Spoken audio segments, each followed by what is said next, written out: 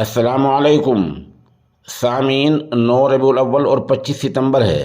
ہماری خبر کا عنوان ہے بصیرت افروز خطاب۔ دراصل حال ہی میں جامعہ رحمت گھگرولی سہارنپور میں تدریب المعلمین کے تعلق سے کیمپ منعقد ہوا تھا، جس میں ام المدارس دارالعلوم دیوبند، مظاہر سہارنپور اور کاشف العلوم چھٹمل پور سمیت موقر علماء کرام نے شرکت فرمائی تھی۔ اس موقع پر دارالعلوم دیوبند کی شورا کے رکن اور جامعہ بدر العلوم گڑھی دولت کے محتمم حضرت مولانا محمد عاقل قاسمی دامت برکاتہم کا بصیرت افروز اور بہت اہم بیان ہوا تھا، وہ آپ کی خدمت میں پیش کیا جا رہا ہے کہ آپ ہی کے برابر میں جو ایک ضلع ہے، چھوٹا سا ضلع ہے ضلع شاملی، جس کو چند سال پہلے مظفر نگر سے الگ کیا گیا ہے، اس میں جتنے مدرسے یہاں تحصیل بہٹ میں ہیں صرف اتنے پورے ضلع میں یہاں مدرسوں کی بہتات ہے۔ اور خوشی کی بات یہ ہے کہ اپنے معیار تعلیم کو بہتر بنانے کی طرف توجہ بھی ہے۔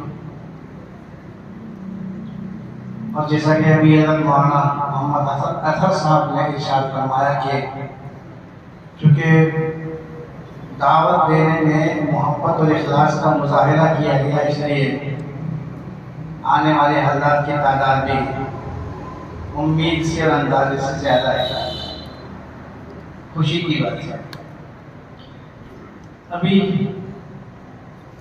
ہمارے محسن ہیں قاری مسعود احمد صاحب دامت برکاتہم، جنہوں نے تقریباً 12 سال کا عرصہ گڑھی دولت میں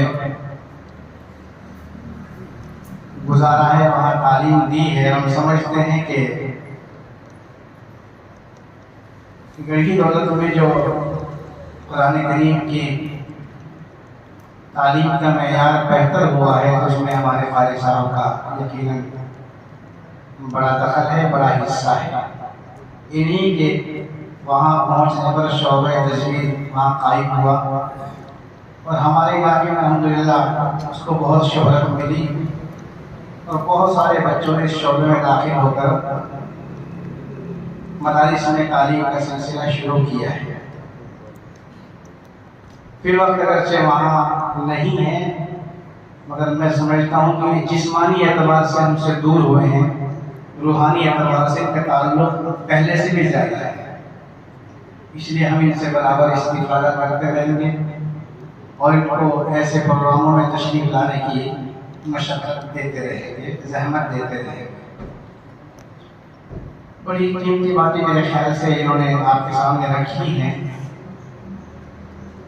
آپ نے محسوس بھی کی ہوں گی۔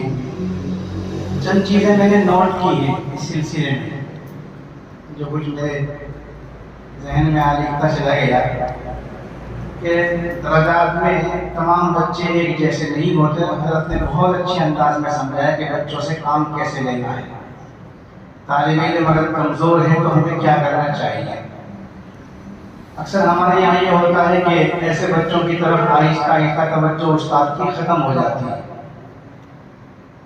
میں اس کو ایک مثال سے سمجھانے کی کوشش کرتا ہوں کہ اگر میرے گھر میں یا آپ کے گھر میں کوئی بچہ کسی بھی اعتبار سے کمزور ہے، دماغی اعتبار سے کمزور ہو، جسمانی اعتبار سے کمزور ہو یا کسی بھی اعتبار سے کمزور ہو، تو ماں باپ کی توجہ اس کی طرف کم نہیں ہوتی بلکہ اوروں کے مقابلے میں زیادہ ہوتی ہے۔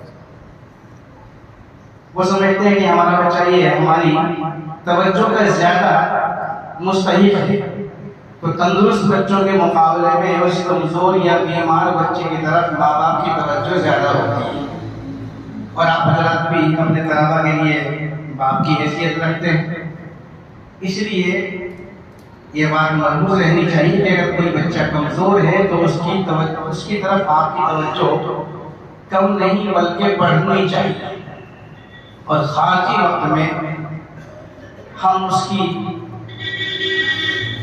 कमज़ोरी है उसको दूर करने की कोशिश करें। और ये काम इतना मुश्किल नहीं है, आसान है, पहले हमारे असातिज़ा ने किया है। अब ये चीज़ें ख़त्म सी होती जा रही हैं, लेकिन अगर ऐसा किया जाए तो दरसगाह के तमाम बच्चों को कारामद बनाया जा सकता है। बहुत सारे हमारे बच्चे इसीलिए मदरसा छोड़ के चले जाते हैं कि चंद दिन उस्ताद तवज्जो देते हैं, जब देखते हैं भाई ये तो कुछ करता ही नहीं है, फिर उसकी तरफ तवज्जो कम हो जाती है और वो मजबूर होकर मदरसे से चला जाता है। एक बात आई थी कि नाज़रा कुरान करीम, अगर बच्चा इस काबिल हो जाए कि वो कुरान करीम को पूरा अच्छे तरीके से पढ़ने लगे तो उसको हिफ्ज़ में लगा दिया जाए। ऐसा पहले होता आया है, लेकिन अब ये नहीं होना चाहिए। उसकी वजह ये है कि पहले हमारे मदरसों में सिर्फ नाज़रा कुरान शरीफ पढ़ाया जाता था, उर्दू की तरफ ज़्यादा तवज्जो नहीं होती थी, हिंदी की तरफ ज़्यादा तवज्जो नहीं होती थी। इसीलिए हम में से अक्सर ऐसे लोग हैं जो ज़्यादा उर्दू पढ़ना नहीं जानते, हिंदी पढ़ना नहीं जानते। लेकिन अब ऐसा हो रहा है कि कुरान करीम के जो दर्जे नाज़िले से मुताल्लिक़ हैं उनके साथ में बहुत सारे मदरसों में दीनियात को जोड़ दिया गया है। और दीनियात में हिंदी भी है, उर्दू भी है, मसाइल भी हैं। अब अगर हम सिर्फ ये करेंगे कि एक बच्चे को 15 पारे पढ़ने के बाद में उसका रवा ठीक हो गया, हिज्जे ठीक हो गए और उसको हम हिफ्ज़ में लगा देंगे, तो उसका जो दूसरा कोर्स है जो चल रहा है, हिंदी का चल रहा हो या उर्दू का चल रहा हो, वो उसमें पीछे रह जाएगा।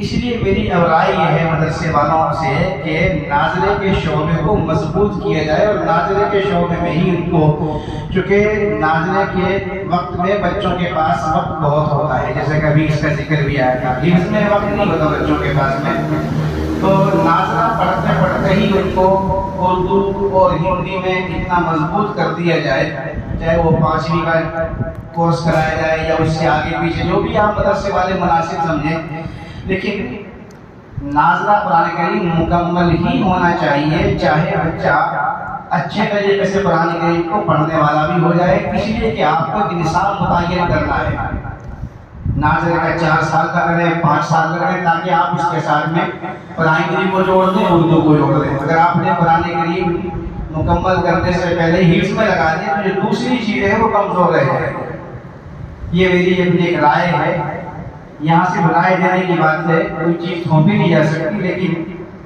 मेरी राय ये है कि नाज़िला का शोबा हमें मजबूत करना चाहिए। और ये जो इख्तिलात चलता है, खलत मलत चलता है, इससे बड़ी कमज़ोरी होती है। हमारे यहाँ भी ऐसा ही होता था। तो सबसे पहले तो हमने ये किया कि नूरानी कायदे के जो बच्चे हैं उनको बिल्कुल अलग कर दिया, उनकी इमारत ही अलग कर दिया। अलग इमारत में उनकी तालीम होती है और जब बच्चा कायदा मुकम्मल कर लेता है तभी उसको अंदर बड़े मदरसे में पहुंचाते हैं। वो भी नाज़िम तालीमात उनकी निगरानी करते हैं और देखते हैं कि बच्चा पुराने कायदे को सही पढ़ने लगा है या नहीं पढ़ रहा है। अगर कमज़ोरी होती है उसको फिर वापस कर देते हैं। तो ये शोबा इब्तिदाई नाज़िले का शोबा, हिफ्ज़ का शोबा, ये अलग अलग ही होने चाहिए अगर मदरसों में इसकी गुंजाइश हो। अक्सर मदरसों में चूँकि मालियात का मसला रहता है, लेकिन जहाँ जाने फरामनी दी हो तो वहाँ ये अलग ही होना चाहिए ताकि उस्ताद की तवज्जो अपने तालिब इल्मों पर बराबर हो। जब एक दर्जे में हिफ्ज़ के बच्चे भी हैं, कायदे के बच्चे भी हैं, तो ज़्यादातर कायदे के बच्चे उस्ताद की तवज्जो से महरूम रहते हैं, जिनका सबक हर साल वही रहता है। इसलिए ये तजर्बे की चीज़ मैं आपके सामने अर्ज़ कर रहा हूँ कि इब्तिदाई का दर्जा भी बिल्कुल अलग हो, उस्ताद के ज़िम्मे सिर्फ वही काम हो कि उनको कायदे के बच्चों को ही पढ़ाना है, दूसरे बच्चों को पढ़ाना ही नहीं है उनको। ऐसे ही नाज़िले का शोबा भी अलग कर दिया जाए और इसमें हिंदी और उर्दू की तालीम को ऐसा जोड़ दिया है कि बच्चे नाज़िले पढ़ते पढ़ते प्राइमरी तक कम से कम और उर्दू उनकी अच्छी खासी हो जाए, ताकि जो कमज़ोरी चल रही है उर्दू हिंदी में कमज़ोरी ख़त्म हो जाए। एक बात अभी आई थी कि शाम के वक्त में काम ज़्यादा है और वक्त कम है। मेरा भी जी चाहता है कभी कभी तजर्बे करने को, तो मैंने बहुत पहले कड़ी दौलत के मदरसे में ये किया कि सुबह और शाम का वक्त बराबर कर दिया, 3 घंटे सुबह के 3 घंटे शाम के। مگر ہماری جو طبیعت ہے وہ ڈگر سے ہٹنے والی نہیں ہے. نہیں یہ تو شروع سے یہی چلا رہا ہے, 4 گھنٹے صبح کے, 3 گھنٹے شام کے, 2 گھنٹے شام کے. ایسا تو نہیں ہو سکتا, ہم تو تھک جاتے ہیں بیٹھے بیٹھے, تھک جاتے ہیں بیٹھے بیٹھے. یعنی عجیب بات ہے کہ صبح کو 4 گھنٹے بیٹھ کے تھکتے نہیں اور شام کو 3 گھنٹے بیٹھ کے تھک جاتے ہیں. دراصل یہ تو تجربہ ہمارا چلنے نہیں دیا.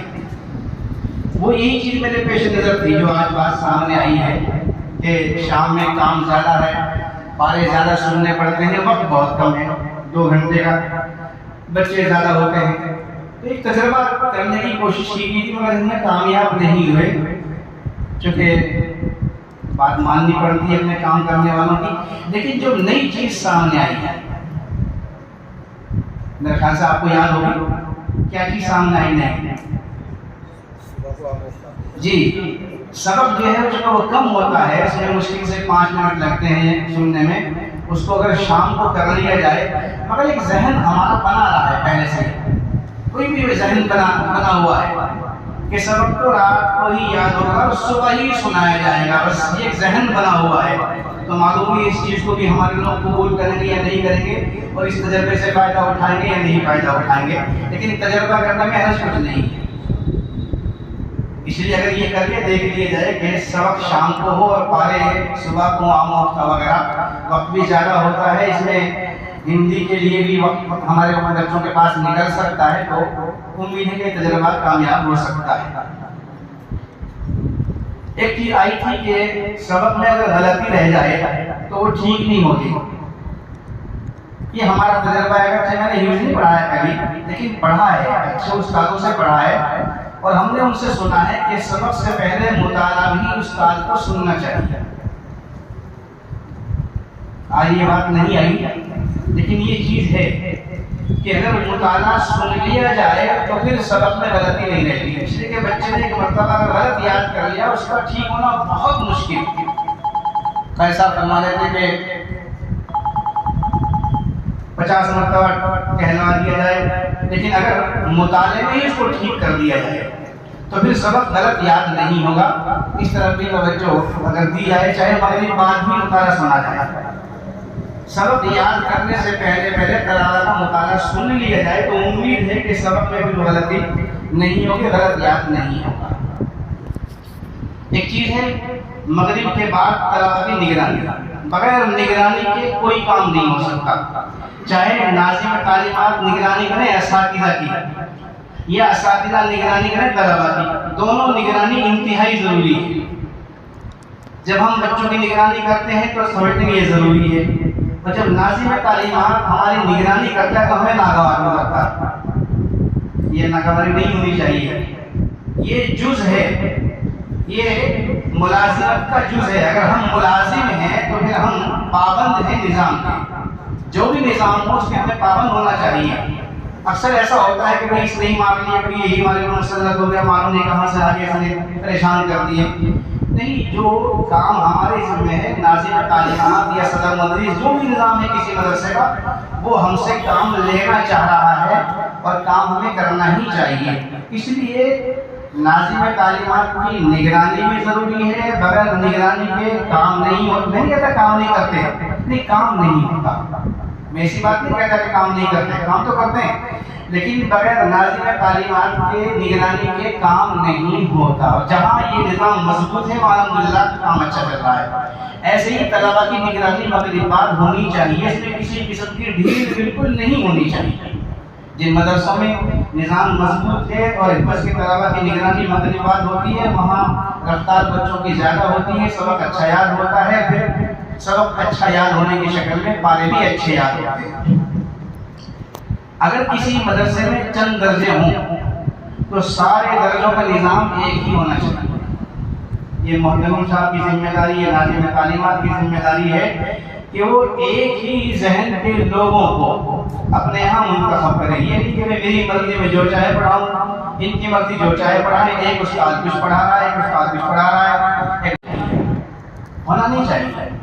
اگر کسی مدرسے میں حفظ کے 5 درجے یا 3 درجے اس سے زیادہ ہیں تو سب کے پڑھانے کا انداز اور طریقہ ایک ہی ہونا چاہیے، جب ہی صحیح پیغام جائے گا، ورنہ اکثر بچوں میں بھی انتشار ہوتا ہے، بنا استاد یہ پڑھاتے ہیں، بنا یہ پڑھاتے ہیں، وہ اتنا پارا سنتے ہیں، وہ اتنا پارا سنتے ہیں، ان کے سبق سننے کا طریقہ یہ ہے، ان کے سبق سننے کا طریقہ یہ ہے۔ یہ میری رائے ہے، سوچ ہے کہ کسی بھی درجے کے نظام کا ایک ہونا ضروری ہے۔ درجات علم میں جو کمزوری ہے اس کے دو سبب ہیں۔ ایک بچوں کی زیادتی، اکثر یہی شکایت، آپ کسی بھی مدرسے میں جائیں گے اور استاد سے کہیں گے بھائی یہ بچے کمزور ہیں، تو فوراً وہ کیا کہیں گے 40 بچے میرے پاس، 45 بچے میرے پاس، میں کیا کر سکتا ہوں۔ یقیناً یہ ایک سبب ہے، لیکن اس سے زیادہ کمزوری کا سبب ہے اساتذہ کی دوسری چیز میں مشغولی۔ جتنا وقت اساتذہ طلبہ کو پہلے دیا کرتے تھے، اب وقت ہمارے اساتذہ بچوں کو نہیں دے پاتے ہیں۔ بس بچوں کی نظر بھی گھڑی کے اوپر ہوتی ہے اور اساتذہ کی نظر بھی گھڑی کے اوپر ہوتی ہے، ٹھیک ہے، گھنٹہ بجے ہم درس کا چھوڑ کے جائیں۔ اگر ہم بھی اپنے بچوں کو وقت دینے لگیں اور اس کو اپنی ذمہ داری سمجھیں تو زیادہ بچوں میں بھی اچھا کام ہو سکتا ہے۔ ہمیشہ بچوں کی زیادتی کو دوسرا بنانا، زیادہ بچے ہیں اور ہم ان کو دوسرا وقت نہ دے پائیں، مغرب بعد کا وقت نہ دے پائیں، عشاء کے بعد کا وقت نہ دے پائیں، تو کمزوری ہمیشہ برقرار رہے گی، وہ تھوڑوں میں برقرار رہے گی۔ ایک بات آئی تھی کہ قاعدہ میں اس طرح بیٹھتے ہیں نماز میں، ایسے بیٹھنا چاہیے۔ ہمارے یہاں ہلنے کا بہت رواج ہے اور بعض بچے تو بہت ہی ہلتے ہیں، بہت دل کے جھٹکے بھی مارتے ہیں، ایسے ایسے ایسے بعض بچوں کا ہوتا ہے۔ یہ جو ہلنا ہے، میں نے کچھ لوگوں سے پوچھا کہ یہ ہلنے کا مزاج ہمارے یہاں کہاں سے آیا ہے؟ یہ جو دوسرے پڑھانے والے ہیں، یہ اصلی تعلیمی ادارے ہیں، وہ اس کا مذاق اڑاتے ہیں۔ ہمارے اس ہلنے کا اس کو بطور مذاق کے اس کو کہتے ہیں بہت ہلتے ہیں، معلوم نہیں کیوں ہلتے ہیں۔ تو میں نے کئی لوگوں سے پوچھا، کوئی خاص جواب مجھے اس کا نہیں ملا۔ ایک جواب ایک جگہ سے ملا کہ شاید اس سے سستی دور ہوتی ہے۔ مجھے معلوم نہیں یہی وجہ ہے، یہ کہاں سے ہے، بس یہ مزاج چلا رہا ہے ہلنے کا۔ بچہ ہلتے زیادہ ہے، پڑھتے کم ہے، اور یہ ہلنے کا مزاج قاعدے سے آ جاتا ہے۔ جہاں بچے خاموش ہوئے، استاد نے ڈنڈی ماری تو وہ پڑھیں گے کم اور ہلنا زیادہ شروع کر دیں گے، جیسے سب پڑھ رہے ہیں۔ تو مجھے معلوم نہیں قاری صاحب کے علم میں اگر کوئی بات ہوئی سلسلے میں کہ یہ ہلنا کہاں سے آیا، کیوں آیا اور اس کی ضرورت کیا ہے۔ کیا ہم اپنے بچوں کو یہ کہہ سکتے ہیں کہ وہ ہلے نہیں، اطمینان سے بیٹھ کر پڑھتے رہیں؟ اور یہ ہلنے کی عادت جب بچپن سے پڑھ جاتی ہے تو یہ ہمیشہ، بعض لوگوں کو دیکھا ہوگا چاہے وہ اساتذہ بھی بن جائیں، استاد بن جائیں، جب بھی کہیں بیٹھے پڑے ہلتے رہیں گے، ایسے ہلتے رہیں گے۔ یہ ہلنے کی جو عادت ہے، یہ اللہ یہ بچپن سے چلی آ رہی ہے، تو اس طرف کوئی توجہ مجھے دلائے تو میں ممنون ہوں گا۔ ایک بات مطالعے کو جانتے ہیں، مطالعہ بھی کچھ ہوتا یا نہیں ہوتا۔ ابھی کتنی کتابوں کا نام لیا گیا ہے، تو یہ کتابیں اگر ساری نہ ہوں تو کچھ نہ کچھ کتابیں ہمارے حفظ کے اساتذہ کے پاس ہونی چاہیے اور وقتاً فوقتاً ان کا مطالعہ کرتے رہنا چاہیے، کیونکہ سیکھنے کی کوئی عمر نہیں ہے۔ ہم یہ سمجھتے ہیں جب استاد بن گئے بس اب ہمیں سیکھنے کی ضرورت نہیں ہے، یہ ذہن اگر بن گیا تو ہم کچھ نہیں کر سکتے۔ ہمیں یہ سوچنا چاہیے کہ سیکھنے کی کوئی عمر نہیں ہوتی ہے، جب بھی اچھی بات کہیں سے مل جائے اس کو لے لینا چاہیے۔ اس لیے ہمارے حفظ کے اساتذہ کو بھی کتابوں کا مطالعہ کرنا چاہیے، فن کی کتابوں کا مطالعہ کرنا چاہیے۔ ایک بات اور آئی کہ بھائی یہاں سے انشاءاللہ اور بھی بہت سارے لوگ رابطے میں جڑیں گے، مربوط ہوں گے، تو ایک چھوٹی سی بات عرض کرنی ہے کہ رابطے کا مقصد جو ہے وہ دارالعلوم کے نظام سے اپنے آپ کو مربوط کرنا ہے، صرف کاغذی اعتبار سے نہیں کہ ہم نے فارم بھر دیا، دستخط ہو گئے اور ہمارا نام جو ہے وہ درج ہو گیا، اتنا کافی نہیں ہے، بلکہ رابطے میں مربوط ہونے کا اصل منشا ہے دارالعلوم کے نظام تعلیم کو قبول کرنا اور اس کو اختیار کرنا۔ اگر یہ چیز نہیں ہے تو پھر رابطے کا پورا فائدہ ہمیں حاصل نہیں ہوگا۔ اس لیے یہ چند باتیں میں نے عرض کی ہیں۔ رہی بات یہ کہ بھائی اساتذہ بہت ساری خوبیاں اساتذہ کو اپنے اندر پیدا کرنی چاہیے. اگر ہم جو ہماری ذمہ داریاں ہیں اللہ میں ان ذمہ داریوں کو سمجھ کر وہ پورا کرنے کی توفیق عطا فرما. اب تک جو کوتاہیاں ہم سے ہوئی ہیں اللہ ہمیں معافی عطا فرما دے. اللہ ہماری روزی میں برکت عطا فرما.